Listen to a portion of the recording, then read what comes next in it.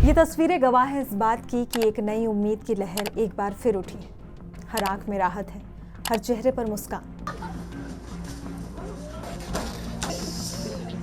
ये नज़ारा तब देखने को मिला जब 15 महीने तक मचे कत्लेआम के बाद इजरायल और हमास के बीच युद्ध विराम की घोषणा हुई और हमास ने इजरायली बंधकों को रिहा किया। ये वो लोग हैं जिन्होंने हर दिन, हर घड़ी संघर्ष किया, लेकिन अपनी उम्मीद टूटने नहीं दी। और देखिए, आज वो वापस अपने घरों में है। कुल मिलाकर ये युद्ध विराम एक नई शुरुआत है। लेकिन सवाल अब भी वही कि ये जंग तो थम गई, लेकिन क्या वो स्थायी है? सवाल ये भी कि युद्ध विराम के बाद क्या दोनों पक्षों के बीच विवाद सुलझेगा? जो सालों से चली आ रही पुरानी नफरत और विवाद है, क्या वो हमेशा के लिए खत्म हो जाएगी? आज की बात इसी युद्ध विराम पर। नमस्कार, आप देखना शुरू कर चुके हैं एनडीटीवी इंडिया और मैं हूं आपके साथ जय तिवारी। ये युद्ध विराम या सीज फायर दोनों पक्षों के बीच हिंसा को थामने और शांति की तरफ एक नया कदम बढ़ाने की दिशा में अहम माना जा रहा है। लेकिन दूसरी तरफ समझौते को लेकर एक और मसला भी है। मसला है समझौते के बाद आने वाली चुनौतियों की।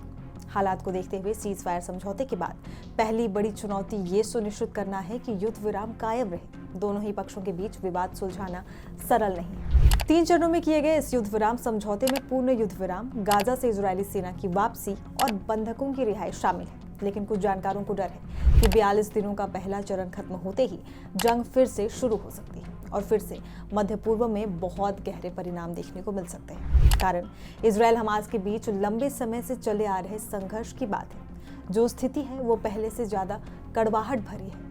जानकारों का कहना है कि सीज फायर से 1 सदी से भी अधिक पुराना संघर्ष खत्म नहीं होगा। अब एक नजर इजरायल और फिलिस्तीन के बीच विवाद पर भी डालें तो ये विवाद दशकों से चला आ रहा है। इसका इतिहास इतना गहरा और जटिल है कि इसे एक दिन में समझना असंभव है। साल 1948 में इजरायल की स्थापना के बाद से अरब और यहूदी समुदाय के बीच बढ़ती असहमति ने संघर्ष की नींव रखी थी। साल 1948 में इजरायल को फिलिस्तीनियों के साथ युद्ध में विजय मिली, जिसके बाद इस पूरे इलाके को 3 भागों में बांट दिया गया। फिर साल 1967 का युद्ध, इंतिफादा और कई अन्य घटनाओं ने इस युद्ध को एक असहनीय स्थायी संकट बना दिया। विवाद की वजह से पश्चिम एशिया में शांति कायम नहीं हो पा रही। अब वर्तमान में इस विवाद में हमास और हिजबुल्लाह जैसे आतंकी संगठन भी शामिल हैं।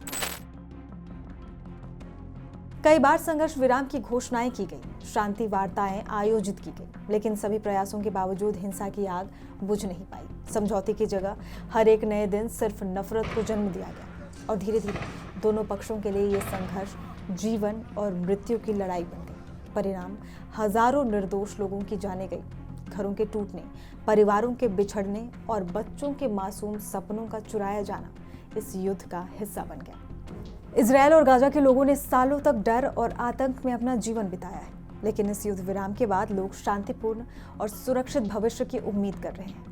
दोनों पक्षों के लिए ये जरूरी है कि वो एक दूसरे के दर्द और संघर्ष को समझें और मिलकर एक ऐसा समाधान तलाशें जिससे केवल सत्ता का ही नहीं बल्कि आम लोगों का भी भला हो।